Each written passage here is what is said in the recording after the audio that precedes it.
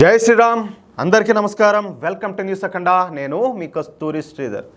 ఇలాంటి న్యూస్ చాలా వరకు ఏంటంటే మీరు వినుండరు, మీరు చూసుండరు. ఇంకొక విషయం చెప్తున్నా, కరెక్ట్గా వీలైనన్ని ఈ వార్తా మాధ్యమాలు అంటే ఎలక్ట్రానిక్ మీడియా కావచ్చు, ప్రింట్ మీడియా కావచ్చు, చాలా వాటిల్లో ఇలాంటి వార్తలు కూడా రావు. నేనైతే 100% పక్కాగా చెప్తున్నా. ఇది ఎంత ఇంపార్టెంట్ న్యూస్ అంటే అంత ఇంపార్టెంట్ న్యూస్. ఈ న్యూస్ అంతా చెప్పిన తర్వాత ఖచ్చితంగా నేను ఇంకో క్వశ్చన్ కూడా అడుగుతా.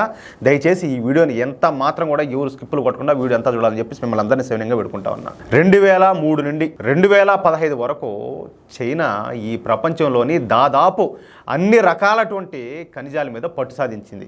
ఈ ప్రపంచంలో ఏ దేశంలో ఏ మూల ఏ ఖనిజం బయటపడినప్పటికీ ఆ ఖనిజాలపైన అంటే ఆయా గనులపైన పెద్ద ఎత్తున పెట్టుబడులు పెట్టి ఆ ఖనిజ సంపద మీద గుత్తాధిపత్యం సంపాదించింది. అర్థమవుతుంది మీకు? అంటే ఎంత ప్లానింగో చూడండి. ఇక మైనింగ్ ద్వారా బయటకు వచ్చేటువంటి ఈ ముడి ఖనిజాలను వాటి మొత్తాన్ని కూడా చైనాకు దిగుమతి చేసుకోవడం ప్రారంభించింది.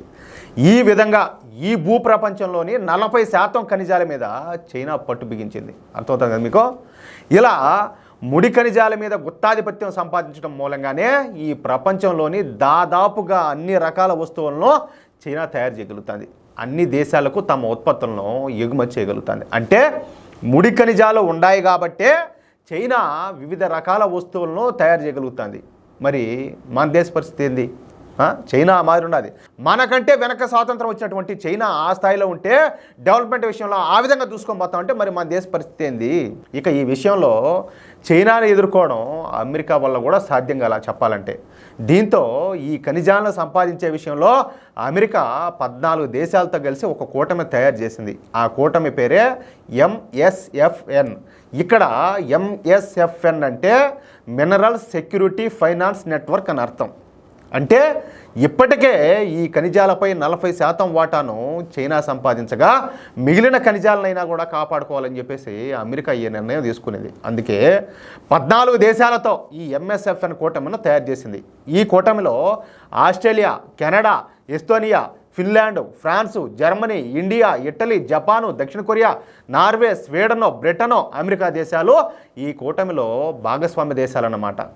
ఈ 14 దేశాలతో పాటు యూరోపియన్ యూనియన్ను కూడా కలుపుకొని ఒక అతిపెద్ద మినరల్ సెక్యూరిటీ ఫైనాన్స్ నెట్వర్క్ను ఏర్పాటు చేసింది. అర్థమవుతుంది కదా?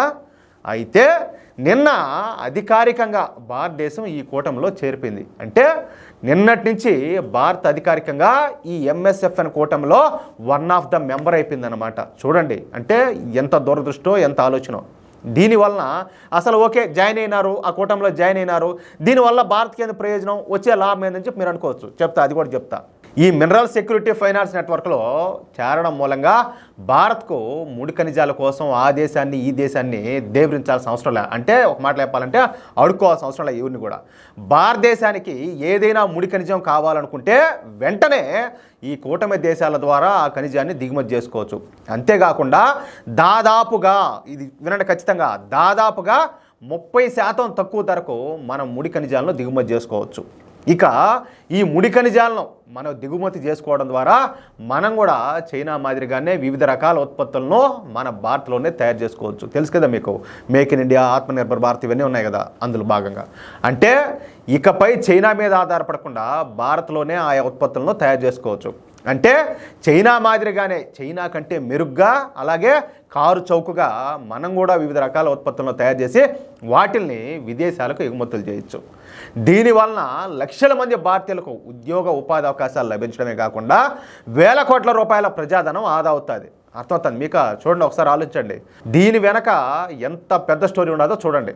అందుకే అన్నీ ఆలోచించినటువంటి మోడీ గారు అమెరికా సారథ్యంలోని ఈ MSFN కూటమిలో భారత్ను కూడా జాయిన్ చేశారనమాట. చాలామందికి తెలియకపోవచ్చు కానీ ఇదొక్క గొప్ప ముందడుగు అనమాట. దీని ఫలితాలు వచ్చే 10 సంవత్సరాల్లో ఖచ్చితంగా కనపడతాయి.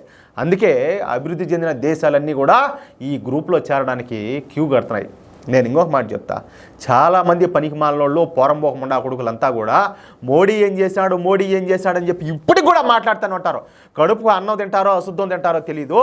నిద్రలేసిన టాచి మాట్లాడితే అదో పైన లేదు, మాట్లాడితే కింద వాళ్ళు కూడా అయ్యే మాట్లాడితే అంబానీ అదాని, అంబానీ అదాని. ఒరే స్వామి, వాళ్ళు కష్టపడినారు, వాళ్ళు లక్షల కోట్లు సంపాదించారు, లక్షలాది మందికి ఉపాధి చూపించారు, మీరు ఏమి పీక కట్టలు కడతారు? ఇంకొక మాట కూడా అడుగుతున్నా. భారతదేశం ఇప్పుడు మన స్వాతంత్రం వచ్చింది ఎప్పుడు? 1947లో వచ్చింది. దశాబ్దాల పాటు 60 సంవత్సరాల పైగా కాంగ్రెస్ పార్టీ పరిపాలించింది భారతదేశాన్ని. ఏం మీ కట్టలు మన తర్వాత స్వాతంత్రం వచ్చినటువంటి చైనా మనకంటే అభివృద్ధిలో వేగంగా మనకంటే దూసుకొని పోతా ఉంటే ఆఖరికి ఐక్యరాజ్య సమితిలో కీలకమైనటువంటి వీటో పవర్ను కూడా అప్పడాలు ఇచ్చినట్టు ఇచ్చిపారు దొబ్బినాడు ఈ చిచ్చి నెహ్రూ గాడు. ఎవరికి? చైనాకు. ఈరోజు మనం దానికోసం ఎంత కష్టపడుతున్నామో, మనం ఎన్ని ఇబ్బందులు పడుతున్నామో, ఎన్ని దేశాలతోటి మనము చర్చలు జరుపుతున్నామో మీకు అన్నీ కూడా తెలిసిందే. ఇప్పుడు చూడండి, 10 సంవత్సరాలు అయింది నరేంద్ర మోడీ గారు ప్రధానిగా వచ్చి. ఇప్పుడు ఎలాంటి కీలకమైన స్టెప్పులు తీసుకుంటాడో మనం అంతా కూడా చూస్తున్నాం. దేశాన్ని ఏ విధంగా అభివృద్ధిలో తీసుకెళ్లాలా, ఏ విధంగా ముందుకు నడిపించాలా, ఏ విధంగా ప్రపంచంలో భారతదేశాన్ని అగ్రగామిగా విశ్వగురిగా చూపెట్టాలని చెప్పేసి ఆ విధంగా తయారు చేయడానికి ఆయన ఎంత కష్టపడుతున్నాడో మనం అంతా కూడా చూస్తూనే ఉన్నాం. అలాంటిది ఈ నపుంసకులు మాట్లాడే మాటలు గోడీ మీడియా అని చెప్పి, వాట్సాప్ యూనివర్సిటీ అని చెప్పి, బత్తాయి గాళ్ళు అని చెప్పి మాట్లాడతారు. బతుకులు సిగ్గున్నారా? ఇంట్లో కనీసం మీ వాళ్ళన్నా మిమ్మల్ని దేకుతారా? ఒకసారి ఆలోచించండి. కనీసం కుక్కైనా కూడా ఈదిలో పోయి కుక్కైనా మీకు విలువిస్తుందా? మీ బతుకంతా ఒకటి మీద పడి ఆడడం తప్పితే దేశాన్ని ఏ విధంగా అభివృద్ధి చేయాలా, ఏ విధంగా దేశాన్ని ముందుకు తీసుకెళ్లాలని చెప్పేసి ఆలోచన ఏమాత్రం ఉండదు మీకు. ఆ విజన్ అనేది ఉండదా? అమెరికాలో చేరుకొని దేశాన్ని నిందించడం కాదు, బయట చేరుకొని ఇక్కడ ఉన్నటువంటి మెజార్టీ ప్రజలైన హిందువులను దూషించడం కాదు. కనీసం ఎట్లా బ్రతకాలా, ఎట్లా చేయాలా, దేశాన్ని ముందుకి ఎలా తీసుకెళ్లాలో ఆలోచించాలా. ఆలోచన మనకు లేదే. ఎందుకంటే మన నిలువెల్లా కూడా మనకు నిండిపోయిండేది వచ్చేసి దేశ వ్యతిరేక భావజాలం, హిందూ వ్యతిరేక భావజాలం. మీది ఒక బతుకంటరా ఈ బతుకల్లో. ఈ వీడియోపై మీ యొక్క అమూల్యమైన అభిప్రాయాలను దయచేసి ప్రతి ఒక్కరు కూడా ఖచ్చితంగా తెలియజేయాలని చెప్పి కోరుకుంటూ, అలాగే ఈ వీడియోని ఇస్తే దయచేసి లైక్ చేయండి, తప్పనిసరిగా 10 మందికి షేర్ చేయండి. ఇంతవరకు మా ఛానల్ సబ్స్క్రైబ్ చేసుకోకపోతే దయచేసి ప్రతి ఒక్కరు కూడా సబ్స్క్రైబ్ చేసుకోండి. ప్లీజ్ సపోర్ట్ చేయండి. జై శ్రీరామ్.